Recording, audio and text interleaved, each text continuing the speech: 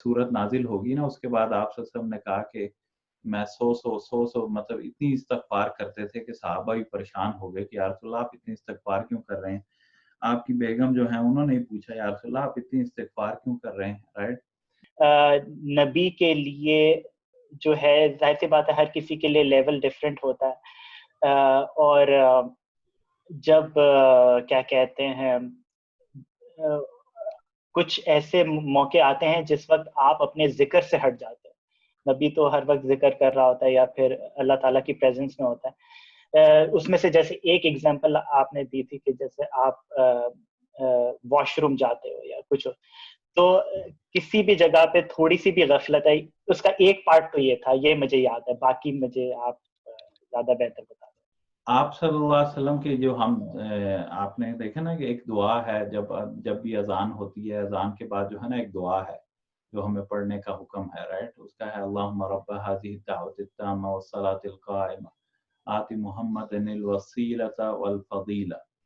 ये जो वसीला है ना, वसीला ये एक मकाम है, राइट? इसका हम दुआ करते हैं आप सल्लल्लाहु अलैहि वसल्लम के लिए। हम अल्लाह पाक से दुआ करते हैं कि या अल्लाह आप सल्लल्लाहु अलैहि वसल्लम को वो वसीला, वो मकाम जिसका आपने वादा किया है वो अता फरमाना। अब वो वसीला क्या है? वो जन्नत का सबसे हाई किस्म का जो है ना मकाम है, राइट? मतलब उससे ऊपर की जन्नत कोई नहीं है, और वो सबसे ऊपर का मकाम है जो अल्लाह पाक ने आप सल्लल्लाहु अलैहि वसल्लम को जो है ना वो देना है, राइट? अब देखिए और भी अम्बिया आए हैं, हज़रत इब्राहीम हैं, हज़रत नूह हैं, बड़े-बड़े अम्बिया हैं। हज़रत इब्राहीम का आप सारी उनकी लाइफ देख लीजिए, अल्लाह ने उनके ऊपर भी इम्तिहानात लाए हैं, राइट? अब आप यही कहेंगे कि एक तवजीह ये हो सकती है कि जैसे आप सल्लल्लाहु अलैहि वसल्लम का, ठीक है आप सल्लल्लाहु अलैहि वसल्लम पे इतनी ज़्यादा जो है मुश्किलात आई, वो आप सीरा से देख सकते हैं, राइट? लेकिन अगर उसमें भी कोई कमी पेशी रह गई थी तो वो इस्तगफार के साथ, दूसरा ये है कि मतलब जो आप सल्लल्लाहु अलैहि वसल्लम पे मुश्किलात आई ना उसकी वजह से, ताकि आप उस दर्जे तक जो है वो पहुँच जाएँ, राइट?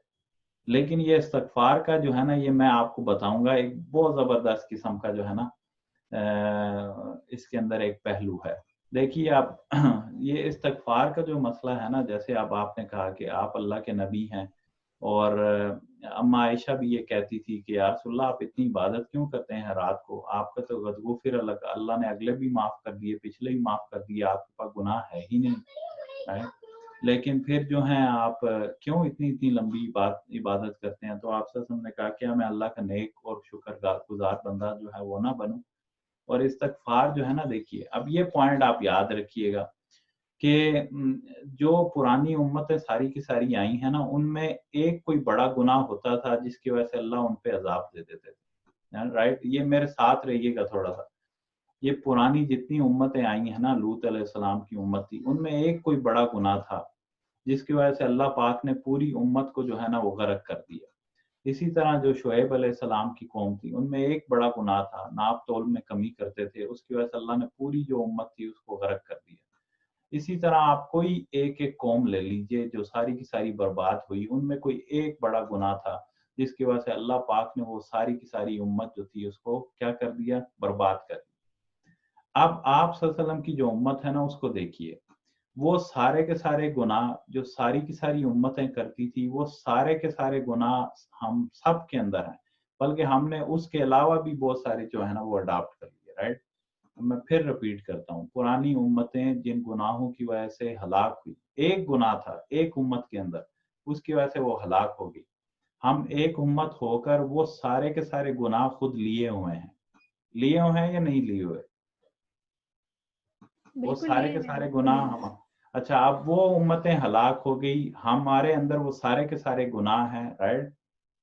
अच्छा ये एक मफरूज़ा हो गया, राइट?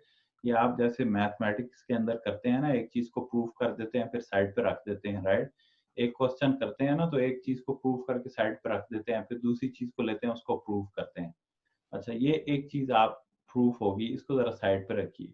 अब एक जो दूसरी चीज़ है उसको हम लेते हैं, वो दूसरी चीज़ क्या है कि देखिए कुरान का ये फैसला है कि अल्लाह पाक ने कहा कि ये सूरह अनफाल के अंदर आता है कि मैं उस वक़्त तक जो है ना जब तक आप सल्लल्लाहु अलैहि वसल्लम जो है ना ان کے اندر موجود ہیں, اپنی امت کے اندر موجود ہیں, ان کے اوپر میں پورا عذاب جو ہے نہیں لاؤں گا. آپ صلی اللہ علیہ وسلم جب تک موجود ہیں, رائٹ, جب تک آپ صلی اللہ علیہ وسلم موجود ہیں نا, تو اللہ پاک ان کے اوپر عذاب نہیں آئے گا اس امت کے اوپر, رائٹ. یہ قاعدہ ہو گیا. اچھا, اب آپ صلی اللہ علیہ وسلم تو دنیا سے چلے گئے, لیکن اللہ پاک نے کہا کہ وَهُمْ يَسْتَغْفِرُونَ. دوسری چیز یہ کہ اگر یہ استغفار کرتی رہے گی آپ کی امت, تب بھی ان کے اوپر عذاب نہیں آئے گا. یہ آپ میرے ساتھ ہیں, رائٹ. سورہ انفال کے اندر ہے, سورہ انفال کے اندر ہے کہ یا رسول اللہ, جب تک آپ اپنی امت کے اندر موجود ہیں, ان کے اوپر عذاب جو ہے وہ نہیں آئے گا جس طرح پرانی امتوں پہ آیا. اور دوسری چیز یہ ہے کہ اگر یہ استغفار بھی کرتے رہیں گے تو پھر بھی ان کے اوپر عذاب جو ہے وہ نہیں آئے گا, رائٹ. اب یہ دو چیزیں پروف ہوگی, رائٹ. اب یہ امت استغفار کرے گی تو اس کے اوپر عذاب جو ہے وہ نہیں آئے گا, رائٹ. اچھا, اب یہ مسئلہ ہے, کیا یہ امت جو ہے اتنا استغفار کر رہی ہے جس کی وجہ سے اللہ پاک کا عذاب جیسا کہ پرانی قوموں کے اوپر آیا ہمارے اوپر نہیں آیا؟ اب آپ ہی اس کا جواب دیجئے.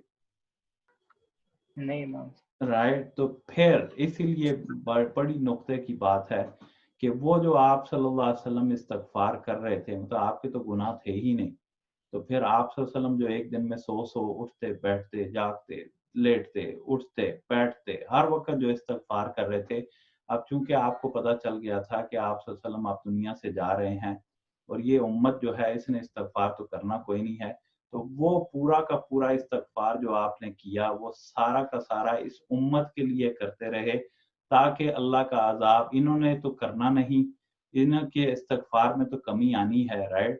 تو آپ صلی اللہ علیہ وسلم نے وہ سارا کا سارا استغفار جو ہے نا اپنی امت کی طرف سے کیا تاکہ ان کے اوپر اس طرح سے پورا کا پورا عذاب نہ آئے جس طرح پرانی امتوں پہ آئے, رائٹ. رائٹ. یہ آئی تھنک آپ کو یہ جواب ایک آئی تھنک یہ چل جائے گا, لیکن یہ مجھے لگتا ہے کہ یہ بہت ہی انف ہے یہ آنسر.